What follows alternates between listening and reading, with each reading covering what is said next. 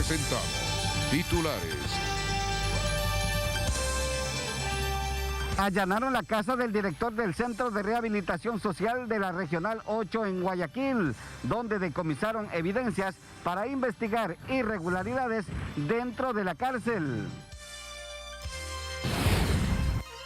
Operativos en varios cantones del país dejan como resultado armas, drogas y varios detenidos.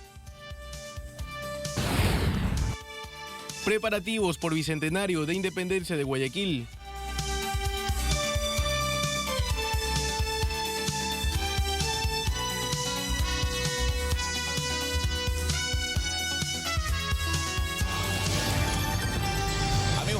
Muy buen día para todos. Gracias por acompañarnos en este noticiero, como de costumbre, de lunes a viernes, desde las 7 de la mañana. Y también gracias por hacerlo en nuestras redes sociales, en nuestro portal en Facebook, en Ecuador y el mundo. Un muy buen día para ustedes. Importante información que comentarles el día de hoy, entre esas que el presidente de Estados Unidos, Donald Trump, y su esposa Melanie dio positivo al coronavirus. Les tenemos los detalles enseguida. Gisela, ¿cómo estás? Un buen día para ti. ¿Qué tal, Andrés? Amigos televidentes, gracias por acompañarnos con la información en el noticiero. Les recordamos que estamos siendo retransmitidos en Quito por Radio Positiva 860 AM. Como dijo Andrés, tenemos para hoy importantes noticias. No salga de casa sin escucharlas. Y así empezamos comentándoles que se hicieron las valoraciones médicas al director de la Penitenciaría del Litoral, quien fue detenido la tarde de este jueves por estar presuntamente implicado en un caso de corrupción. 6 de la tarde los agentes policiales llegaban hasta el cuartel Modelo con Héctor Reina Vivar, director de la Penitenciaría del Litoral. La denuncia del ciudadano israelí Oren Sheyman lo señala a él con ser el responsable de pedir $80.000 para que acceda a beneficios en la prisión. Pudimos conversar brevemente con él. Hay que pedir $80.000 para tener beneficios en la penitenciaría. ¿Esto es cierto? No, señor. No. ¿Qué cree que está pasando detrás de todo esto? No lo sé, pero tengo que diluirlo con mis abogados y en corte, en juicio, si es que esto se llega a juicio. Reina dice que desconoce de videos y menos de una denuncia en su contra y que sus abogados deben canalizar su defensa. Tengo que ver de que lo que me han arrestado es para dar una versión y ya tienen 24 horas para yo poder dar la versión. No sé de qué se trata. Mientras tanto, el jefe de la Policía Judicial de la Zona 8, Julio Miño, descartaba el que el detenido haya intentado escapar. En ningún momento se entendía que puede haber las intenciones de fuga, porque el trabajo profesional con el eje preventivo, el eje investigativo y de inteligencia se coordinó para poder tener resultados que tenemos, que la petición de la autoridad era detenerle en las circunstancias que se dio el hecho. Mauricio Ceballos, TC Televisión. 7 de la mañana con 3 minutos. La Policía de Inteligencia y la Fiscalía allanaron el domicilio del director del Centro de Rehabilitación Social de la Zona 8 en Guayaquil, donde decomisaron evidencias relacionadas a supuestas irregularidades registradas con varios internos. Irregularidades que habría cometido Héctor Reina como director de la cárcel de Guayaquil están registradas en teléfonos celulares, puesto que los involucrados habrían grabado las videollamadas, tal como ocurrió con uno de los israelíes detenidos por casos de corrupción que son investigados por la Fiscalía.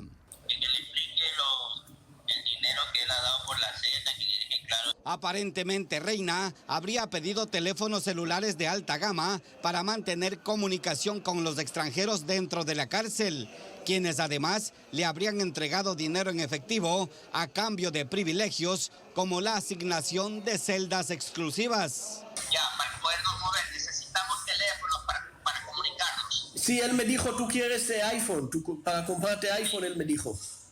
Sí, para poder también comunicarnos, para que no haya en mi teléfono nada. Estas irregularidades motivaron la detención de Reina en el centro de Guayaquil para que responda ante la Fiscalía por las acusaciones vertidas en su contra. Ya sé que Novillo cogió por ponerte ahí en la celda donde estás. Novillo no me ha dado a mí. Sí, él cogió 6.000. Él dice, él mandó.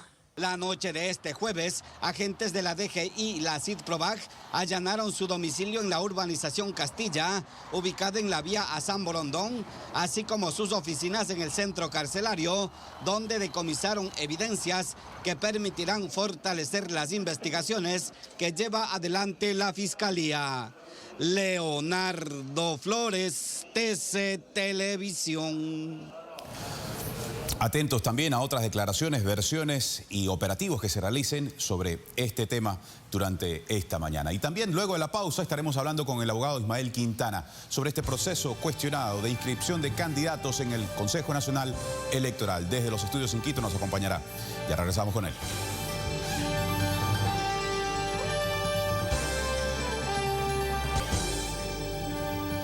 Seguimos informando, 7 de la mañana con 10 minutos. Expertos cuestionan la decisión del Consejo Nacional Electoral de conceder un plazo de 48 horas a Centro Democrático para que reemplace a Rafael Correa por otro candidato a la vicepresidencia.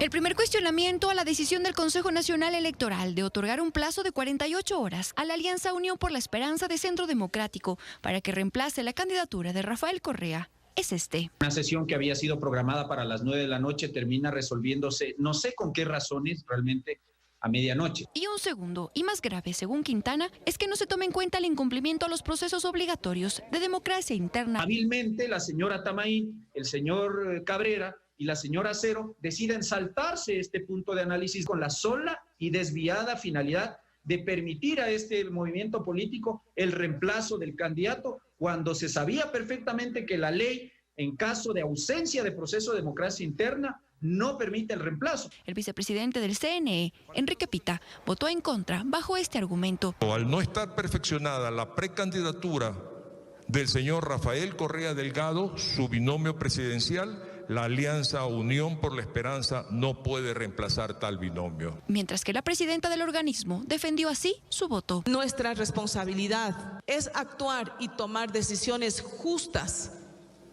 por más duras que sean. El vocal Luis Verde Soto se abstuvo y José Cabrera y Estela Acero votaron a favor. Karen Aro, TC Televisión. Bien, para hablar más ampliamente sobre el tema, le damos la bienvenida al abogado Ismael Quintana desde los estudios en Quito. ¿Cómo está, abogado? Un buen día, gracias por atender nuestra invitación. Buenos días, es un gusto estar con los amigos de Televisión. Bienvenido. Como lo sabemos, hoy vence el plazo para el candidato Arauz y su binomio para Alianza UNES. Corrijan esta documentación. La presidenta del CNE, Diana Tamaín, ha dicho textualmente que no le corresponde al organismo obstaculizar la participación de los sujetos políticos. ¿Considera, abogado Quintana, que se deja abierta la posibilidad de interpretar que, a pesar que cualquier sujeto político no cumpla con la ley para su nominación y futura inscripción, se los debe admitir en nombre de la democracia participativa? A ver, a mí me parece bastante peligroso el señalamiento que ha hecho la presidenta del Consejo Nacional Electoral en el sentido de decir, bueno, entonces acá no importa que tengamos una constitución cuyo artículo 108 obliga a las organizaciones políticas a realizar procesos de democracia interna como condición necesaria e indispensable para inscribir una candidatura. No importa que la ley electoral reproduzca esa obligación de que a toda inscripción de candidatura debe preceder democracia interna. No importa que nosotros mismos hayamos puesto en vigencia un reglamento de democracia interna imponiendo la obligación de la aceptación expresa, indelegable y personalísima a la candidatura. Es decir, acá no importa que hayan requisitos, inhabilidades y prohibiciones. Lo que importa para la señora Diana Tamaín es que la persona vea que puede estar condenada por cohecho, que puede deber pensiones alimenticias, que probablemente no tiene la nacionalidad ecuatoriana por nacimiento, pues eso no importa para ella. Lo que importa es una, entre comillas, democracia y dejar que entonces cualquier político se sobrepase las reglas electorales y las reglas constitucionales a pretexto de dejarle participar. Entonces, ojalá en la siguiente constitución, en la siguiente ley electoral, eliminemos las reglas, porque si no se las va a cumplir, y se las va a cumplir en igualdad de condiciones para todos los aspirantes a alguna candidatura de elección popular. Entonces, eliminemos las reglas y que acá cualquier persona se presente con su cédula, con una petición de inscripción de candidatura,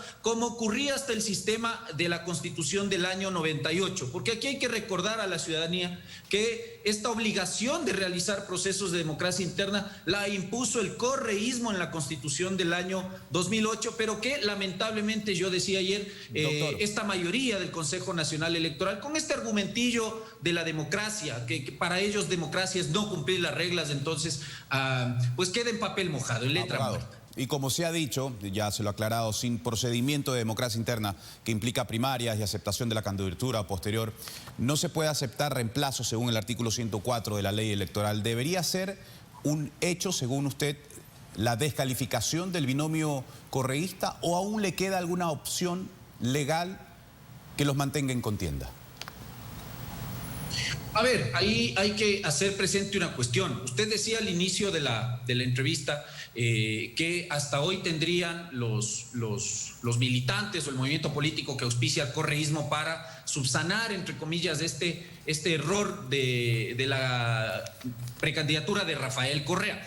Eso, digamos, está ahora suspendido. Yo ayer veía en redes que hay un movimiento político, me parece que de nombre Ahora, que ha presentado ya un recurso subjetivo contencioso electoral ante el Tribunal Contencioso Electoral para que precisamente se resuelva sobre la decisión o la actuación irregular, a mi juicio, de la mayoría de integrantes del Pleno del Consejo Electoral de abrir la ventana al reemplazo de Rafael Correa cuando la ley no lo permite. Entonces, según nuestra ley orgánica electoral, en el artículo 269, la interposición de este recurso contencioso electoral suspende de pleno derecho los efectos y la ejecución de la decisión del Consejo Electoral que se ha impugnado, en este caso de la decisión de permitirles subsanar este requisito. Ahora, ¿qué es lo que ha ocurrido? Y usted también pregunta algo interesante, es decir, ¿se podía o no se podía permitir el reemplazo y la, entre comillas, subsanación? ¿Qué dice nuestra ley? Si usted revisa el Código de la Democracia, la ley electoral, en el artículo 105, establece una regla general. La regla general es que el Consejo Electoral no puede rechazar la inscripción de una candidatura, pero esa misma norma establece 3 casos de excepción. El primero es que precisamente se detecte que la candidatura no provenga de un proceso de democracia interna, en cuyo caso, si usted revisa, no existe la posibilidad de reemplazo. La ley no indica que en ese caso se puede subsanar. El número 2, que se altere la paridad de género en la elaboración de las listas, en cuyo caso tampoco existe la posibilidad de subsanación o de reemplazo. Y el caso número 3, que contempla la norma que le he citado, indica que si es que el candidato no cumple requisitos o incurre en inhabilidades, se puede conceder a la organización política el plazo de 48 horas para subsanar por la vía del reemplazo del candidato, conforme también lo establece el artículo 104 de la Ley Orgánica Electoral. ¿Qué pasa con la decisión de mayoría del Consejo Electoral?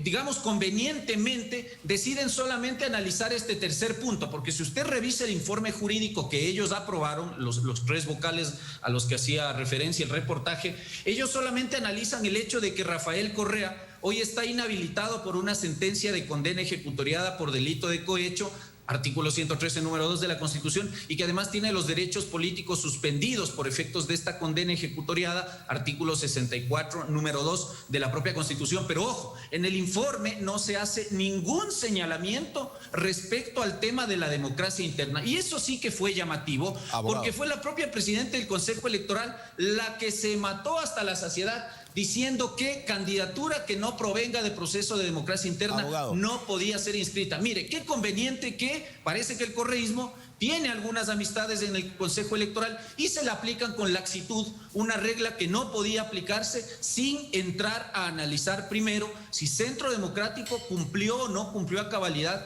con el proceso de democracia interna. Entonces usted no va a encontrar en el informe jurídico un análisis de esto, y por eso es que los consejeros de minoría, Pinta y Verde Soto, propusieron primero debatir este aspecto de la democracia interna para luego entrar a analizar el aspecto de los requisitos, porque si no, entonces el resultado ha sido que aquí un político con corona se saltó todas las reglas posibles y el árbitro de la democracia, el organizador del proceso electoral, que es del CNE, se lo ha permitido. Finalmente, la decisión va a estar en manos del Tribunal Contencioso Electoral, que, como le decía don Andrés, ya tiene en sus manos un recurso subjetivo en el que se ha impugnado esta decisión de la mayoría del Consejo Electoral. Finalmente, su opinión, abogado, dejando de lado este proceso de inscripción, ¿cuál es el mensaje que le queda a ese electorado que tiene que decidir por una u otra candidatura, con un Consejo Nacional Electoral cuestionado, en donde las impugnaciones y los descréditos están en medio también de esta gestión que ha ido matizándose y dividiéndose durante toda la gestión de este Consejo Nacional Electoral? El mensaje final para el electorado, no para las candidaturas que están ahí. Sí, a ver, para el electorado el llamado siempre va a ser a enterarse por quién va a votar. Es decir, no se deje llevar por cuestiones que le digan en las redes o comentarios. Investigue quién es el candidato y cuál es el plan de gobierno que le está ofreciendo. Y si es algo que realmente va a beneficiar al interés público o al bienestar común de toda la nación. ¿Cómo puede ser posible, por ejemplo, que un candidato que pretende dirigir desde la presidencia de la República un Estado ni siquiera sea capaz de ingresar en el Consejo Electoral su cédula de ciudadanía, su cédula de identidad? Y me refiero al señor Arauz. ¿Cómo puede ser posible que una organización política que pretende acaparar el poder para gobernar desde el siguiente periodo electoral, desde el siguiente periodo en el 2021, pues se dé estos lujos, ¿no? Es decir, el ejemplo para el electorado en estos casos es terrible. Es decir, si una persona que aspira a llegar al poder se pasa por encima las reglas de la Constitución, de la ley y de los reglamentos que en su momento puso en vigencia esa misma persona, imagínese el electorado lo que va a ocurrir cuando esa persona llegue al poder. Es decir, la ley y la Constitución para esta gente no vale nada. Entonces, invito al electorado a enterarse por quién va a votar y, segundo, a votar por alguien que realmente esté dispuesto a hacer respetar el ordenamiento jurídico, que además, en el caso de un presidente y de un vicepresidente de la República, es la primera obligación constitucional de acuerdo al artículo 147, número 1. Gracias, abogado Quintana, por participar con nosotros esta mañana en el noticiero. Un buen día para usted. Igual para ustedes. Un abrazo. Gisela, ¿tienes más noticias e información desde la capital? Así es, Andrés. Bueno, nos vamos a una pausa y cuando regresemos le contaremos de nuevas revelaciones en el caso Pedernales. Quédese con nosotros. Seguimos con más noticias. Continúan las revelaciones en el caso Hospital de Pedernales. José Vélez, representante del consorcio a cargo de la obra, dijo que entregó más de $1.600.000 para el pago de coimas. Lo dijo el representante legal del consorcio Pedernales, José Vélez, a quien se le adjudicó el contrato de la construcción del Hospital Pedernales. Dentro de una reunión que mantuve en la casa del señor Franklin Calderón, escuché en el mes de abril que se estaba recogiendo cierta cantidad de dinero justamente de este proceso para desestabilizar a la ministra María Paula Romo, porque habían conflictos, parece, entre asambleístas y la ministra, que querían seguirle otro juicio político. Franklin Calderón era el nexo entre los asambleístas, funcionarios del SECOP y él como contratista para la entrega de coimas que salieron del dinero público que debió ser para la construcción del hospital en Manabí. Dijo que en total a Calderón le entregó cheques por $1.660.000 y que solo no se cobraron $320.000. Antes, también en testimonio anticipado, Calderón dijo que hizo 5 entregas de coimas por más de $1.200.000, una de ellas para 4 asambleístas del Badi en Quito y otra para asambleístas de Guayaquil. Vélez también reconoció que antes de que se adjudique el contrato, le pidieron cheques de su propiedad para garantizar luego el pago de los sobornos. Dijo que de los más de $16 millones de la obra, el 10% era para los asambleístas Eliseo Azuero y Daniel Mendoza y el 2% para los principales del SECOP y los miembros de la comisión que viabilizaron su adjudicación. Reconoció que le sorprendió ganar la obra, pues no contaba con los puntos de experiencia y habían ofertas inferiores a la de él, incluso de $1,5 millones menos, pero todo estaba hablado. Fabiola Santana, TC Televisión. 7:28 a.m. Un juez de la Unidad Judicial Penal Norte de Guayaquil ordenó el traslado de Jacobo Bucaram Puley de la cárcel de La Tacunga al Centro de Reclusión Zonal número 8 de Guayaquil. En el escrito se argumenta que Bucaram pertenece a los grupos de atención prioritaria. Recordemos que cumple prisión preventiva por presuntos delitos de delincuencia organizada, pero también enfrenta otras 2 investigaciones por asociación ilícita y tráfico ilegal de bienes patrimoniales. Un juez de la Unidad Judicial Penal Norte del Guayas ordenó algunas acciones, traslado, por supuesto, de Jacobo Bucaram Pule y entre otras de la cárcel de Latacunga al Centro de Rehabilitación Social en Guayaquil. Nos preocupan especialmente porque los montos superan en mucho los montos del tema privado. Como usted bien lo ha dicho, no solamente es esta investigación al interior del ISPOL, sino también el manejo que los privados o que los actores privados del mercado de valores pudieran haber realizado. Hasta el momento hay 6 instituciones diferentes que han sido ya intervenidas: casas de valores, calificadoras de riesgos y el propio Decevale. Esperamos que esa intervención nos dé claridad y nos dé transparencia. Por ahora es lo que le puedo comentar. Escuchábamos justamente a la ministra María Paula Romo hablando sobre las últimas investigaciones en el caso ISPOL. Ahora pasamos a otro tema. Daniel Mendoza financió su movimiento político denominado Mejor con dineros obtenidos irregularmente en 3 agencias de tránsito de Manabí. Les tenemos los detalles. Parte del $500,000 incautado en la casa del ex asesor de Daniel Mendoza, Giancarlos Benavides, provenía de recaudaciones irregulares en 3 agencias de tránsito de Manabí. Lo dijo el ex asambleísta Daniel Mendoza en su testimonio anticipado dentro del caso Hospital de Pedernales. Eran recursos que él, en su calidad de secretario ejecutivo del movimiento Mejor, por disposición mía, había logrado reunir a través de ciertos espacios, como por ejemplo estas agencias de tránsito. El movimiento Mejor era la organización política de Mendoza en Manabí. Este último, Giancarlos Benavides, era quien obtenía el dinero ilícito de las agencias. Revela cómo se cobraba un promedio de $50 o $60 por trámite, por no rendir la prueba de emisión de licencia y por no llevar turno. Ellos a nosotros nos reportaban de $30 a $40 por trámite. Se realizaban al día cerca de 25 trámites promedio. Es decir, se recaudaba $2.500 diarios. Estos actos de corrupción se daban específicamente en las agencias de Puerto Viejo, Manta y El Carmen, sobre las que tenía potestad Mendoza, pero otros legisladores también tenían a cargo otras agencias de tránsito en Manabí, según Benavides. Jipijapa la mantenía Teresa Benavides inicialmente y luego se pasó a la asambleísta Carla Cadena, la agencia de Bahía al asambleísta Carlos Vera y Chone, que aún la mantenía el hermano del asambleísta Ricardo Zambrano. ¿Qué se hacía ahí? Es la pregunta aún por responder. Fabiola Santana, TC Televisión.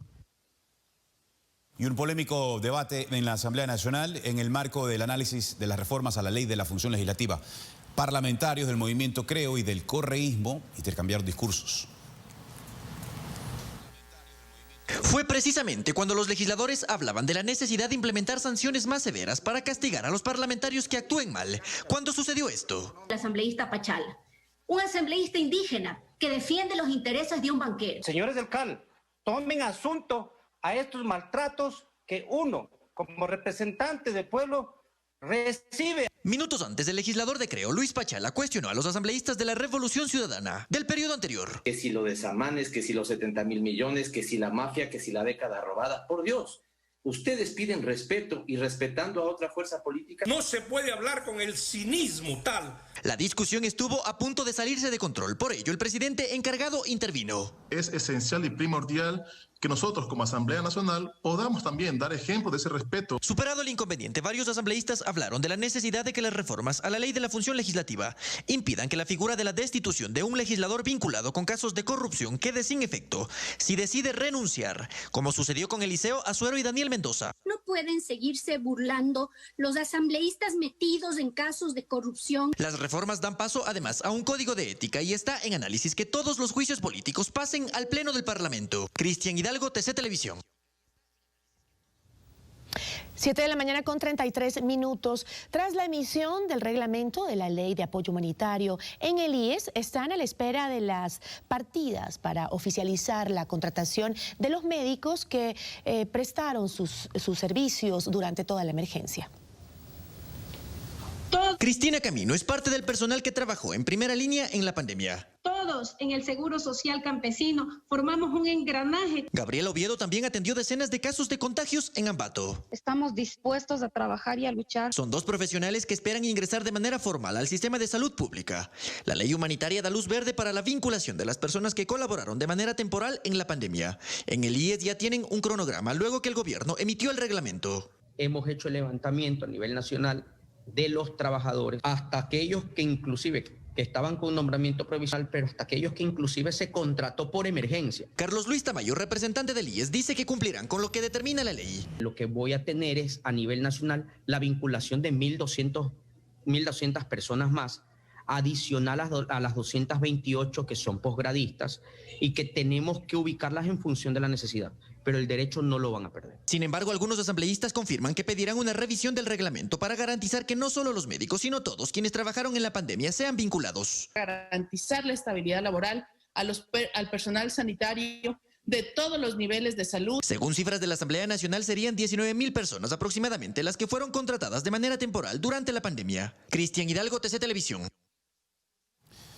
7:35 minutos, luego de la pausa, los festejos en honor a las fiestas de Guayaquil en su bicentenario.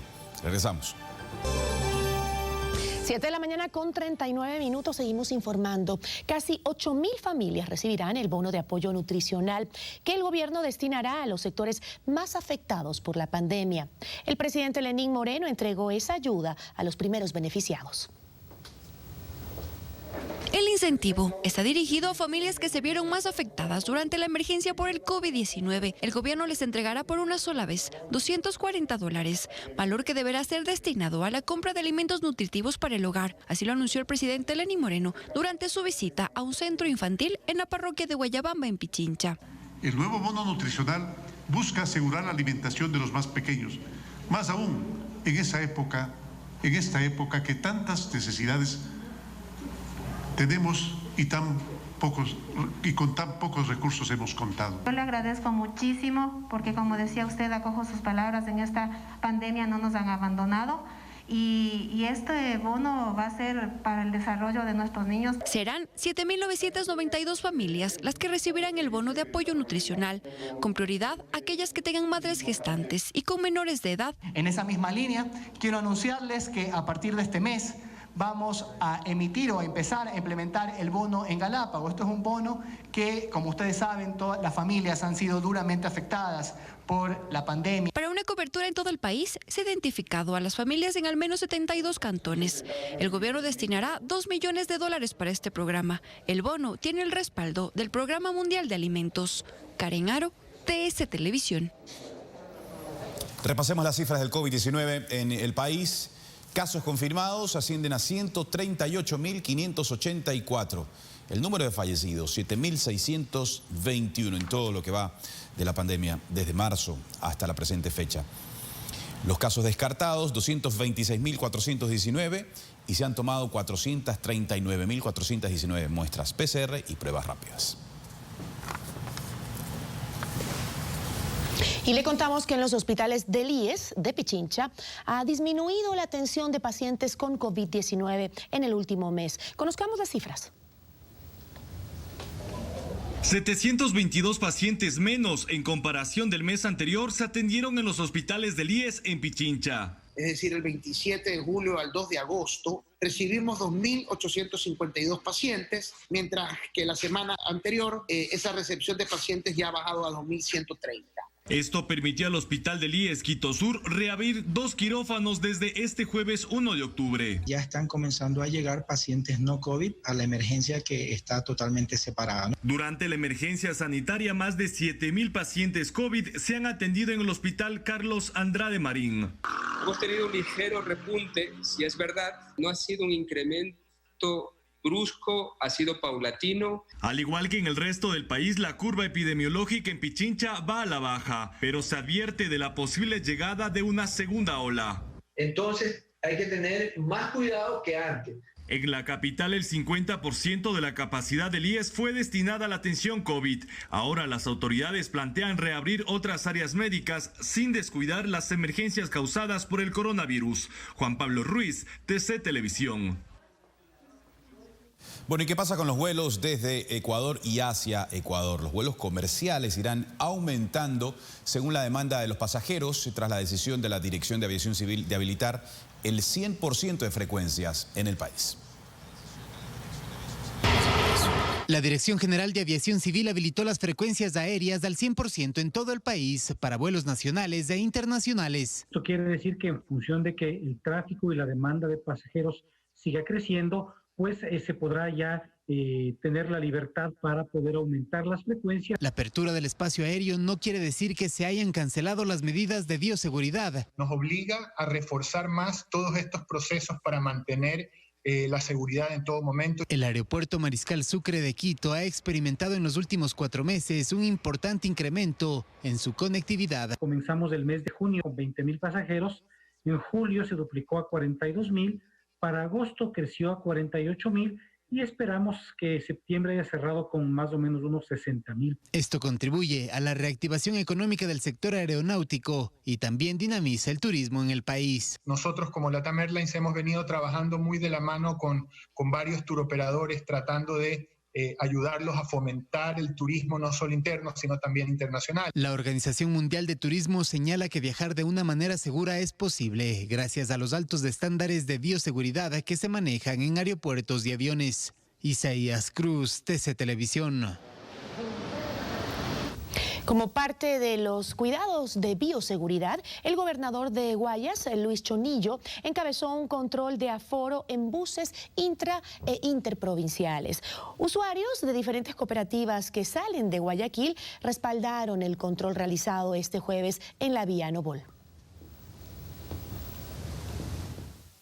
Con la finalidad de constatar de que se esté dando cumplimiento a las disposiciones dadas por el COE Nacional en lo que tiene que ver con el aforo físico de las unidades, uso de mascarillas y uso de cinturón de seguridad. Está el aforo correspondiente, todo el mundo está usando mascarillas, esta es parte del control continuo que estamos haciendo con todas las instituciones, en este caso con la Comisión de Tránsito del Ecuador y la Agencia Nacional de Tránsito. Vamos ahora con las disposiciones de tránsito en Quito. Tras los cambios registrados esta semana sobre la circulación vehicular por placas, se decidió que no habrá multas ni sanciones durante estos primeros días de octubre. Durante los próximos días no se emitirán multas o sanciones por el incumplimiento de la medida de restricción Hoy no circula en Quito. Únicamente se llevarán a cabo operativos preventivos durante una semana. Con la finalidad de socializar y de indicar cuáles son las políticas. Esto a pesar de que la medida de restricción vehicular se mantiene, igual que lo establecido durante el mes de septiembre. Lunes, miércoles y viernes pueden circular los autos cuyo último dígito de la placa termina en número impar, mientras que martes, jueves y sábado los que terminan en número par. Feriados y domingos hay libre circulación. Sin embargo, aún existe confusión por parte de la ciudadanía. Lo que pasa es que dan una información que supuestamente iban a cambiar los dígitos. Pero para no incurrir en una infracción debe tomar en cuenta que la restricción se aplica en todo el distrito metropolitano de Quito, por lo que quienes ingresan a esta ciudad de otras provincias tendrán que también cumplir con lo establecido. Pero para quienes Quito solo sea un paso hacia otra provincia, tendrán que utilizar vías como la Simón Bolívar. Podrán utilizar las troncales nacionales o la avenida Simón Bolívar que no tienen restricción vehicular. El Hoy Circula aplica durante las 24 horas. Después de este tiempo de socialización, retomarán las sanciones por incumplimiento, que es del 50% del salario básico unificado, es decir, $200. María Verónica Olivero, TC Televisión. 7 de la mañana con 47 minutos. Seguimos informando. El Ministerio de Telecomunicaciones ratificó el compromiso del gobierno de mantener operativo el proyecto de ampliación de la red de infocentros hasta el próximo año. Hemos logrado que para el ejercicio fiscal 2020 los 886 infocentros tengan su financiamiento, estén operativos en su totalidad. Es importante también mencionar que hemos logrado la sostenibilidad de los infocentros de la región amazónica a través de un convenio histórico con la Secretaría Técnica de la Amazonía. Con esto, los municipios, los gobiernos autónomos descentralizados de la Amazonía financiarán la gestión de los infocentros de aquí en adelante. Eso quiere decir que nosotros vamos a hacer sostenibles los 184 infocentros que tiene la región amazónica.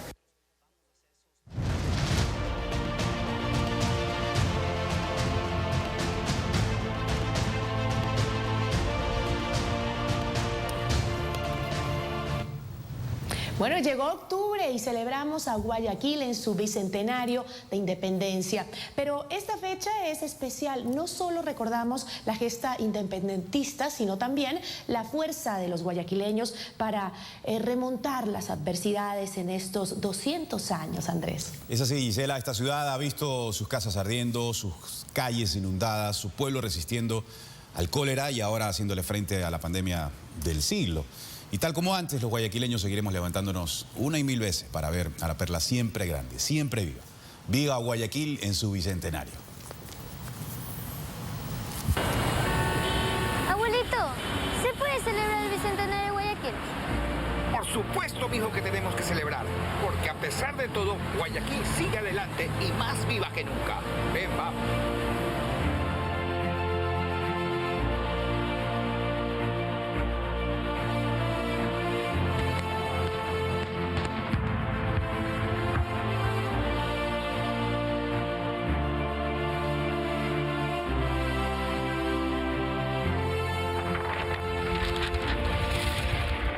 Luego de la independencia, Guayaquil siempre fue atacado, pero esta vez no por invasores, sino por grandes incendios, inundaciones, cólera, dengue, hasta esta última gran pandemia.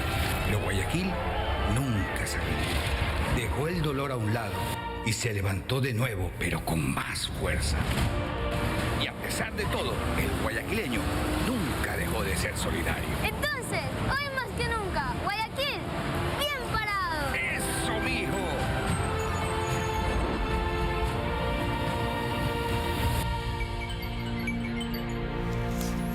Y es así, con el pregón cívico octubrino se iniciaron también los eventos conmemorativos por el bicentenario de la independencia de Guayaquil.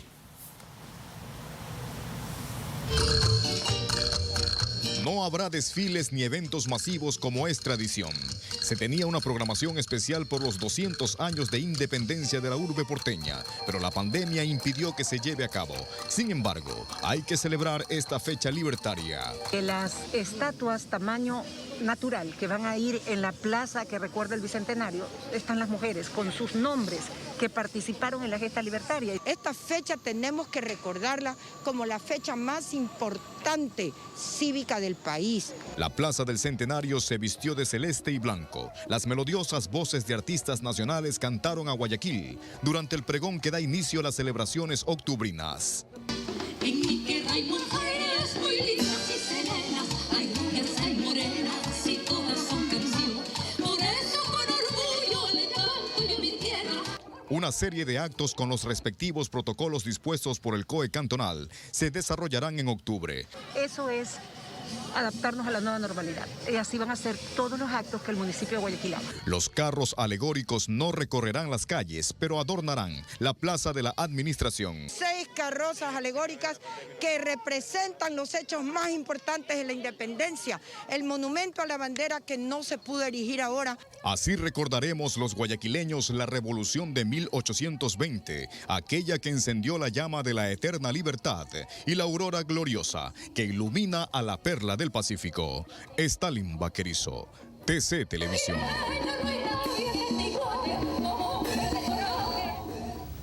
Y para diciembre se prevé la inauguración del sistema Aerovía Guayaquil-Durán. Los directivos afinan detalles para su apertura. Ya se realizan las pruebas con las cabinas del sistema de transporte público aerosuspendido Aerovía. Hay un 93% de avance en la obra, que costó $57 millones y se inaugurará el 1 de diciembre. Estamos terminando el tema de pruebas de los sistemas auxiliares y conexos, cámaras de seguridad, me refiero a climatización, megafonía, como usted puede ver está el sistema de megafonía, el sistema de CCTV. Entre otros sistemas, ¿verdad?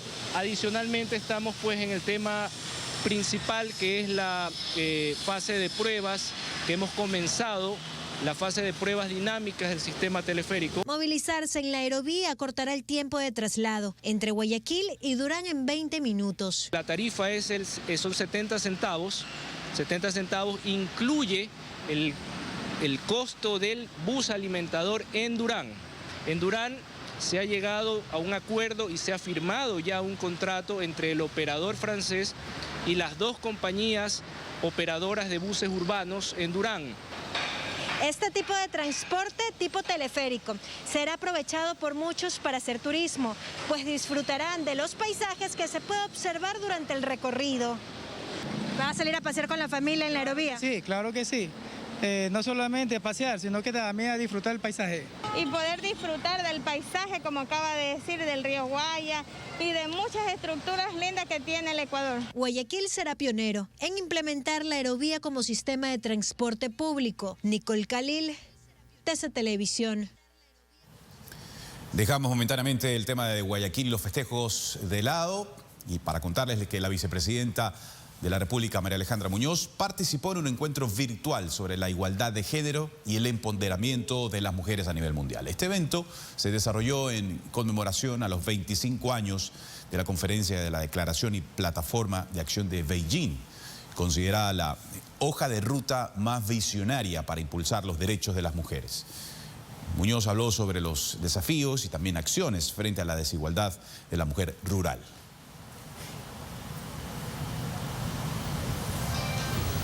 Y durante una ceremonia efectuada en el Ministerio de Relaciones Exteriores en Guayaquil, 55 ciudadanos extranjeros recibieron este jueves sus cartas de naturalización como ecuatorianos. El acto se realizó en el edificio del gobierno zonal en 3 ceremonias, mientras que para el martes 6 de octubre se prevé otra entrega de los documentos a las personas que han cumplido con los requisitos.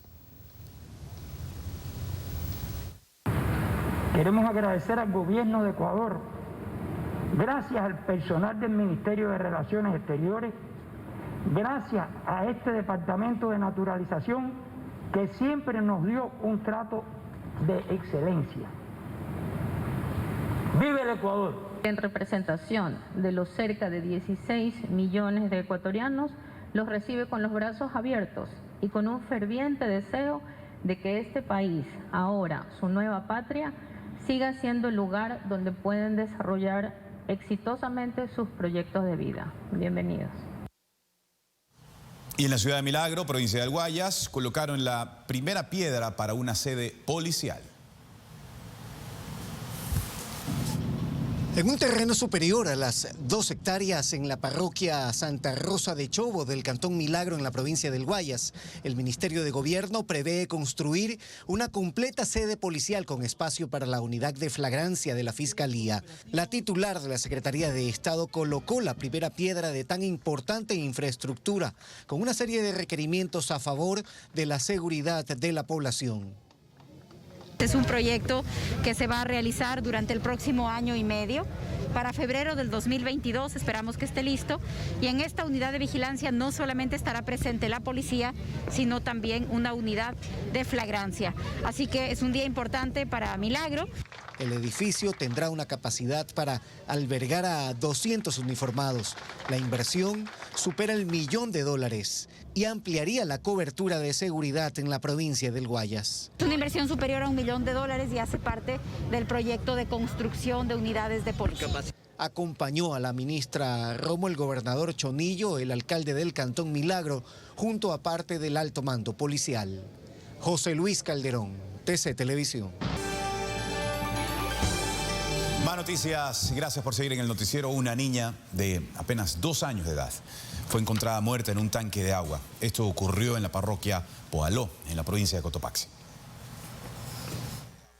Cuando llegaron los equipos de socorro, la niña ya no tenía signos vitales, por lo que se levantó el pequeño cuerpo, que fue llevado a la morgue de La Tacunga. Los compañeros trataron de brindarle lo que es primeros auxilios, dándole RCP, dándole insuflaciones, pero lamentablemente ya era demasiado tarde. Las investigaciones determinaron que la niña cayó a un tanque de agua. Al parecer, alguien olvidó cerrarlo, por lo que se descartó un homicidio. Nos va un angelito que tanto le quise, era mi vida. Un pequeño se ha venido a estar jugando aquí, no sé, tal vez se resbaló, quiso coger algo y se cayó dentro del agua. Según datos de la policía, en lo que va de la pandemia, son 6 los menores que fallecen en similares circunstancias en esta provincia. Se descuidan y los niños se resbalan y inmediatamente se caen en los tanques de agua, producto del cual ocurre el fallecimiento de estos menores de edad. Los familiares del infante retiraron el cuerpo de la morgue para darle cristiana sepultura. Fernando Escurra, TC Televisión. 8 de la mañana con 9 minutos. ¿Sabía usted que existen varios tipos de acoso a través del Internet?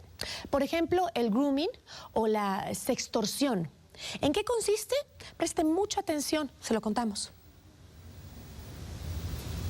La pandemia obligó a multiplicar el uso de medios digitales y esto a su vez está exponiendo a la comunidad a nuevos fenómenos cibernéticos. Uno de ellos es el denominado sexting, intercambio de mensajes, fotos o videos de contenido erótico o sexual. La chica era muy provocativa. Ella me decía que haga lo mismo. Una práctica que puede llevar a la sextorsión. Son videos íntimos, entonces te amenazan con eso y te extorsionan. Entonces dice, si no pagas tal cosa.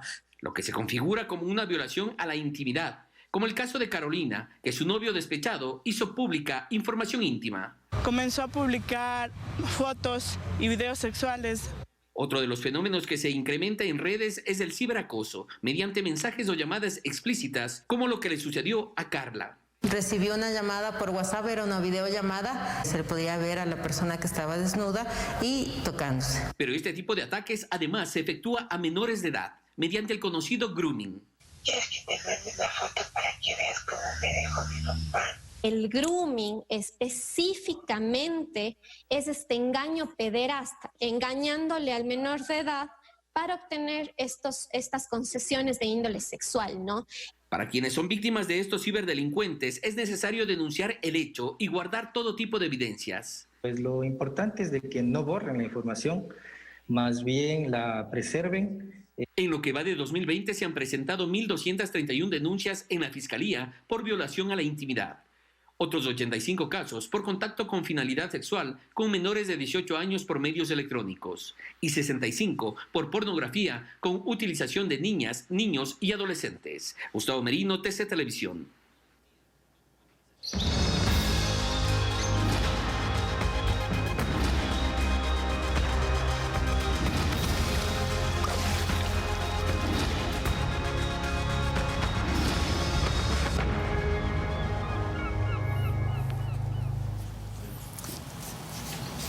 Un cantón pequeño pero con habitantes de gran corazón, atractivos naturales, exquisita gastronomía y la mano de obra de sus artesanos. Los invitan a visitar Ceballos en la provincia de Tungurahua. Veamos más en esta nueva Aventura Ecuador.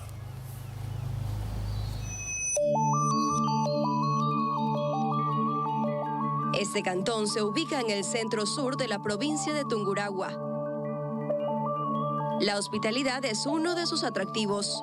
Ceballos se caracteriza por su gente amable, gente cálida, gente emprendedora y principalmente la gente que se apasiona por sacar adelante su familia, su trabajo y su cantón. Los colores naturales adornan las acogedoras estructuras. Es un proyecto grande que tenemos para indicar y promocionar al turista, ¿no? Tenemos lo que es el sector de hortalizas, frutales. Tenemos una sección donde tenemos los animalitos. Entonces, ese tipo de cosas lo que hace es que sea atractivo, ¿no? Sus paisajes son el complemento ideal durante el recorrido. Siempre he creído que Ceballos es una muy buena opción para escapar un ratito de la monotonía. Es para pasar en familia, es un lugar ameno, la gente sin duda les va a recibir con los brazos abiertos, no les va a faltar nada, ni hospedaje, ni gastronomía, no tienen que moverse a otro lugar porque Ceballos sin duda lo tiene todo. Verdes senderos forman parte de la ruta de los aventureros. Podemos invitar a las operadoras turísticas a que nos visiten. Tenemos varias opciones como el descenso en la cuerda o la tirolesa. Son deportes muy interesantes y de verdad 100% recomendados. En el ambiente, las cristalinas caídas se convierten en un espectáculo. Esas bondades que nos ha ofrecido la naturaleza, queremos compartirlas con todos ustedes. Ceballos, un espacio seguro para visitar, un espacio en donde tenemos diversidad de actividades, de emprendimientos. Emprendimientos con diferentes aromas y sabores, llenos de tradición. Aquí les enseñamos a degustar el cacao. El consumir un chocolate no es simplemente coger un chocolate y servirse. El chocolate usted tiene que sentir su aroma, sentir su sabor, ese sabor herbal y frutal que tiene el cacao. El cuero se apoderó de la localidad y ahora se exhibe en diferentes modelos. Esta actividad, el día de hoy, se ha convertido en la industria más importante de nuestro cantón, en donde se ofrece una amplia gama de calzado para nuestros visitantes. Sin duda, una variada oferta para vivir una aventura Ecuador. Ecuador, país bendito, maravillas por donde lo veas. Vamos a cambiar de tema porque vamos a hablar de bioseguridad y para ello nos vamos a contactar con nuestro compañero Santiago Naranjo, que se encuentra en la estación de transferencia de buses en Quitumbe, al sur de la ciudad capital, verificando si se está cumpliendo con estas medidas tan importantes para evitar el contagio. Santiago, cuéntanos. Muy buenos días Gisela, muy buenos días Andrés. Este viernes ya un lindo fin de semana, sin embargo nosotros tenemos que seguir cuidándonos, evitando las aglomeraciones, sobre todo fin de semana. Acá en la capital de los ecuatorianos se ha dado mucha aglomeración los fines de semana anteriores. Me encuentro, como ustedes pueden ver, en la salida del terminal terrestre provincial, pero donde vamos a tratar el tema es aquí, en el terminal de pasajeros, porque el fin de semana, sobre todo, hay gran cantidad de gente que viene justamente de provincias.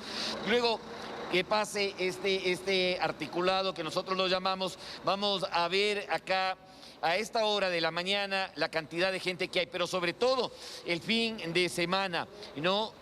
Sí, señora, buenos días. Buenos días. Una recomendación. Díganos, claro. Que los usuarios, por favor, mantengan el distanciamiento, que no se aglomeren y que utilicen mascarilla para no contagiar. Mucha aglomeración. Mucha gente que no respeta, que se pone la mascarilla como collar y no respeta. Así nos contagiamos menos. Muchas gracias. Mire, una señora que justamente mira el micrófono de TC de nuestro noticiero y quiere dar esa recomendación. Acá estamos viendo, ¿no? Que la gente, miren, le hace el distanciamiento, por favor, eso es fundamental. No solamente el uso de la mascarilla, el distanciamiento, tener alcohol en la mano también, por favor, no, sobre todo el fin de semana. Vamos a conversar con Johan Valencia, quien es de atención del cliente acá. Nos decía Johan que el fin de semana es, si ahora vemos un poco de aglomeración, y tenemos que decirle a la gente, por favor, miren el distanciamiento, es por nuestra salud, tú tienes el alcohol en la mano, es fundamental, ¿no es cierto? Es fundamental, hay que cuidarse, más que todo por la familia, para protegernos con alcohol, la mascarilla y lo que es el traje de bioseguridad. Muy bien, muchas gracias a la ciudadanía. Johan, por favor, cuéntanos del fin de semana, cómo está la cosa acá. Claro, la situación antes de las restricciones, aquí los fines de semana no había tanta demanda de usuarios. Como ahora todo tenemos del paso libre, hay una gran cantidad de usuarios que se están aglomerando. Y ese no es el objetivo, el tema es controlar el aforo al 50%, mantener la distancia, poder evitar los contagios de la mejor manera posible. Eso se hace solo con la colaboración ciudadana también. Así es, totalmente de acuerdo, Johan, de acá de servicio al cliente, ¿no? Nosotros vemos que, como decimos, estamos día viernes y entonces la gente sí respeta, pero los fines de semana la gente se aglomera. A veces hay la gente agresiva también, que se le pida que se suba la mascarilla, que no la utilice, como decía la señora, como collar en el cuello. No se trata de eso, y se ponen agresivos. Claro, muchas veces también tenemos esos inconvenientes. Tenemos que pedir una parte del apoyo del ciudadano, que los mismos usuarios, entre nosotros mismos, si vemos que alguien está utilizando mal la mascarilla, solicitarle de favor que se ponga bien. Hay gente violenta, como usted dice, por eso mismo tenemos aquí personal, igual el cuerpo de agentes de control metropolitano también nos está apoyando con ese tema.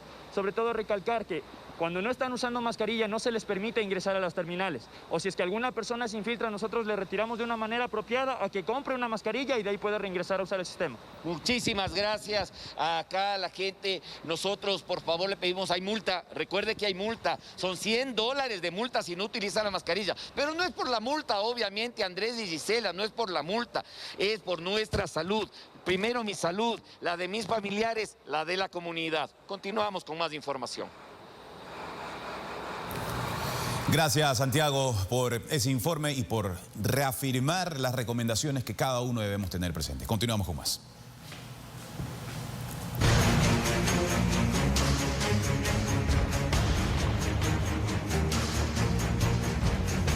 Seguimos con Stalin Vaquerizo, se encuentra en el cuartel Modelo a la espera de la audiencia de Héctor Reina, director de la penitenciaría, quien fue detenido ayer. Stalin, los detalles de la audiencia, cuéntanos. ¿Qué tal, Andrés? Amigos televidentes, buenos días. Acá en esta unidad del cuartel Modelo hay expectativa porque no hay información oficial, pero extraoficialmente se conoce que la audiencia podría ser de manera virtual, ya que la fiscal principal no se encuentra aquí, o la jueza principal no se encuentra en la ciudad de Guayaquil, sino en la capital. Asimismo, se habla de que de pronto ella podría viajar a la ciudad de Guayaquil para que se desarrolle esta diligencia. Por el momento, Héctor Reina se encuentra en una unidad transitoria, justo donde estamos viendo ahora en pantalla, en donde está la puerta abierta. Tendría que ser trasladado, ya mismo podría salir por esta puerta para que suba a una de las salas. Importante recapitular lo que sucedió la tarde de ayer con la aprehensión de Héctor Fabricio Reina Vivar por parte de la Policía Nacional. Agentes de la Dirección de Inteligencia hicieron el operativo Torbellino. Allanaron también viviendas, ¿no? Por ejemplo, en la vía San Borondón, donde al parecer es el domicilio de Héctor Reina, donde se encontró fotos, videos, chats, dineros. Y ahora pues él está aquí, en la unidad de aislamiento transitorio. También podríamos hacer un breve resumen de lo que se encontró en uno de los videos donde mantenía una conversación Héctor Reina vía telefónica con Orencia Imán. Y se hablaba de la entrega de un teléfono celular para poder mantener conversaciones, contactos y también de un dinero que se había entregado pero que al parecer no llegó a las manos de Héctor Fabricio Reina Vivar.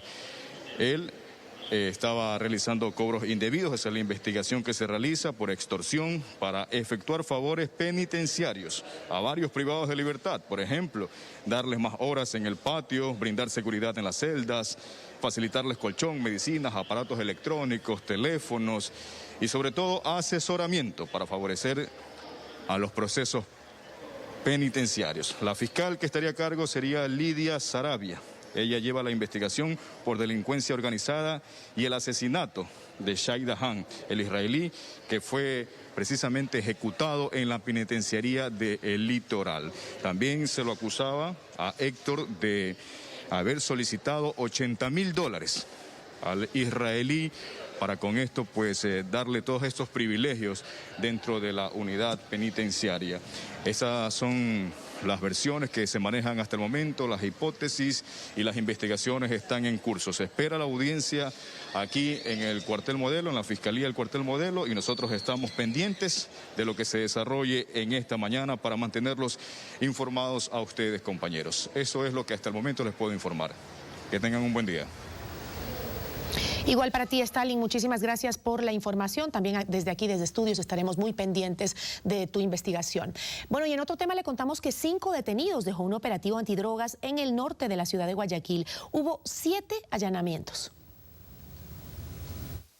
En coordinación con la Fiscalía y apoyados por efectivos de grupos tácticos de la policía, agentes de la Jefatura Antidrogas de la Zona 8 allanaron 7 domicilios en el sector de Vergeles, norte de Guayaquil, para desarticular una banda narcodelictiva que operaba en la zona. Desarticulamos una importante estructura de microtráfico, específicamente en el distrito Pascuales, en el sector de Vergeles, que mantenía en zozobra e intranquilidad a la ciudadanía en el sector.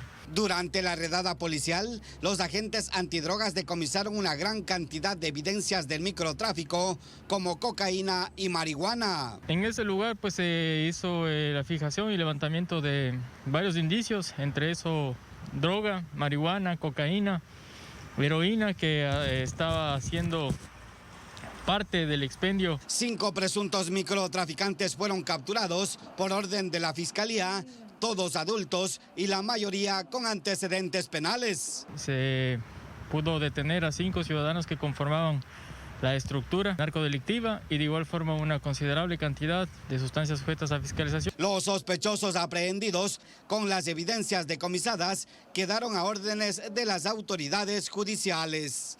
Leonardo Flores, TC Televisión.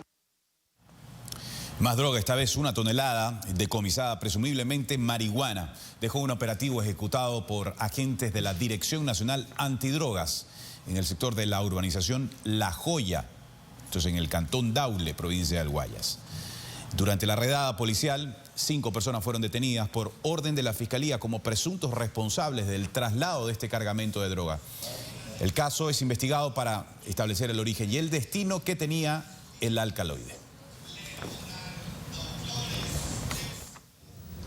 Y mientras tanto, un sujeto fue detenido en una vía en el Tena, en la provincia de Napo, como responsable del traslado de 5 bloques de marihuana y 22 paquetes de cocaína que los tenía camuflados dentro de un vehículo, el mismo que fue requisado por efectivos del grupo Gema. La droga, al parecer, estaba destinada para una banda de microtraficantes.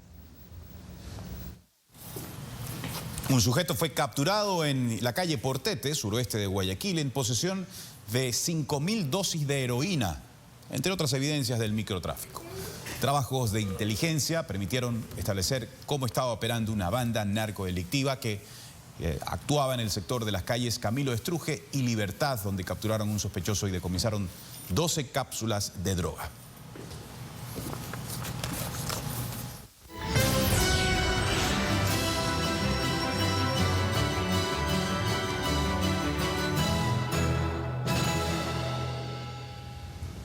Ocho de la mañana con 26 minutos. En lo más destacado de la información internacional, el presidente de los Estados Unidos, Donald Trump, y su esposa están contagiados de COVID-19, por lo que iniciaron un proceso de cuarentena. Donald Trump se contagió con el nuevo coronavirus. El presidente estadounidense anunció la noche del jueves en Twitter que tanto él como su esposa Melania dieron positivo por COVID-19 y que comenzarán así su proceso de cuarentena. El mandatario, de 74 años, se sometió al test luego de que Hope Hicks, una consejera cercana, también diera positivo por coronavirus. El presidente, en campaña por su reelección, ha sostenido múltiples mítines con grandes cantidades de seguidores, muchos de ellos sin tapabocas, lo que había despertado las alertas por posibles contagios de COVID-19. Estados Unidos es el país más afectado del mundo por la pandemia, con unos 207.000 muertos y más de 7.200.000 contagios. Trump ha sido criticado por su gestión de la crisis sanitaria y por haber minimizado la pandemia en un principio.